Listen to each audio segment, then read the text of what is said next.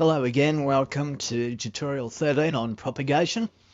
You're doing the foundation theory course with the radio and electronics school, and my name is Ron, BK2DQ. We're going to be talking about propagation in this tutorial, and it's going to be a fairly brief tutorial because there isn't a great deal about radio wave propagation you need to know for your assessment.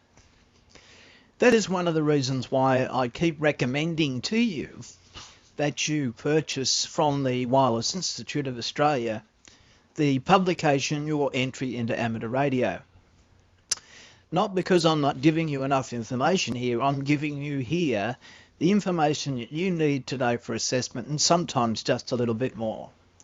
But in the manual there is lots of extra information, and it's actually marked extra information on propagation. So it would be good for you to look at that if you could get hold of that publication. So let's look at propagation in terms of your assessment.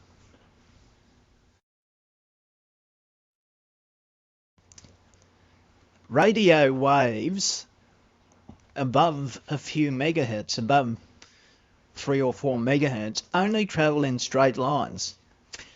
That's the reason, I'm just going to show it by pen colour, that's the reason why the ionosphere is so important to us, because the ionosphere enables radio waves to be refracted and bent around the Earth. The ionosphere is a layer in the Earth's atmosphere.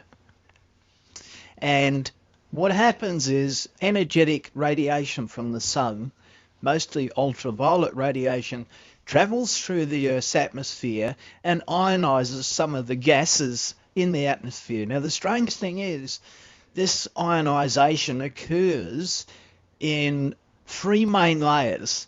The F layer is the highest, and you need to remember that. You don't have to remember the altitudes here, and they're only approximate anyway.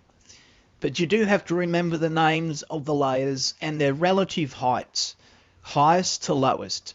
So F, E, D are the names of the layers. D layer is very close to Earth's surface, about 60 kilometres, and the F layer can get much higher than 180 kilometres. Also, you'll notice on this slide that we have daylight on one side and nighttime on the other. When it is nighttime, the D layer disappears. You won't be assessed on that. So the only reason I'm showing that to you is to show you that the conditions of the ionosphere are different through day and night. So this is going to determine who you're going to be able to talk to around the world at any particular time. If a radio wave is refracted, like this one is being refracted at night time, and it's being reflected off the Earth and then refracted again, it would go back to the ionosphere and be refracted again. Let's have a look at this one. This wave is going into the ionosphere, a charged layer in the ionosphere. The reason why the sun charges the atmosphere is because it rips electrons off the gas molecules and leaves the atmosphere with positive and negative ions. This wave was refracted, that is refraction.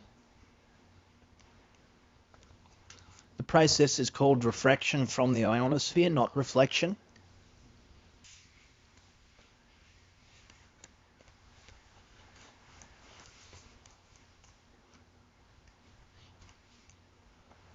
So the wave is refracted from the ionosphere, so that's refraction, comes back to Earth. This is reflection that's occurring here. The wave hits the ionosphere again, is refracted once more, comes back, is reflected once more, and so on. And the heights and density of the charge density of the ionosphere is different between day and night.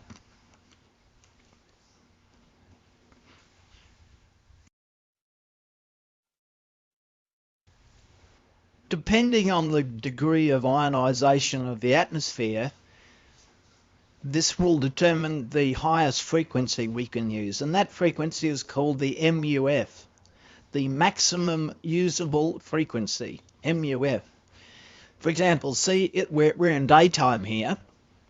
This wave is above the maximum usable frequency, so this wave will not be refracted back to Earth. It goes into the ionosphere. The ionosphere tries to bend it, refract it, or bend is all right, and it escapes to space. So this frequency, because it's not refracted, is above the MUF, the maximum usable frequency for this time of day and year. So depending on the ionospheric conditions, the maximum usable frequency will vary. In the summer, with high degree of ionization, the maximum usable frequency can go up to close to 30 megahertz. The F layer during the day can actually split into two separate layers. The highest of those layers is called the F2,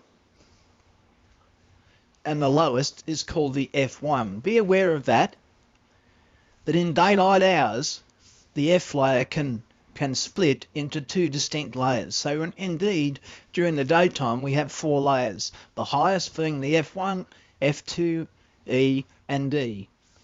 At night time, we just have an F layer.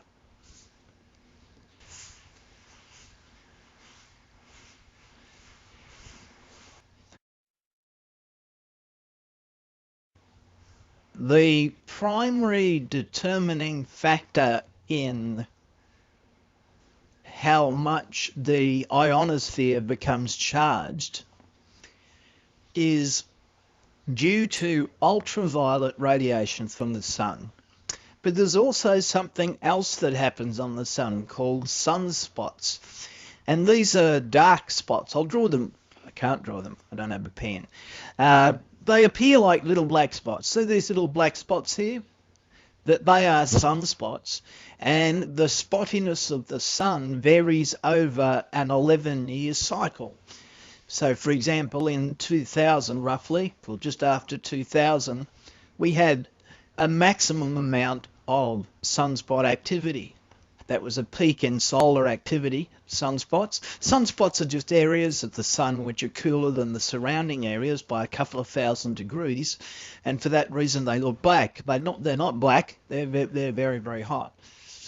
And when the solar cycle is at its maximum, like just after the year 2000, radio wave propagation is extremely good because high sunspot activity means a high degree of ionization of the ionosphere.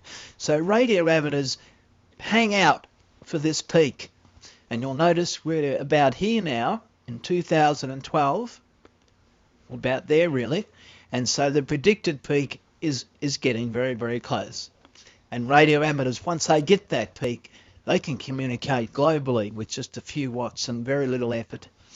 So the 11-year sunspot cycle has a dramatic effect on radio wave propagation and the ionization of the ionosphere. You don't need to know a lot more about the sunspot cycle. Primarily, you need to know the sunspot cycle exists and that it's 11 years long, and that the sun affects the ionosphere, and in turn that determines how well we can use our radio communications globally by the ionosphere. That's it for tutorial 13. Thank you for listening. Catch you back in the next one. Cheers for now.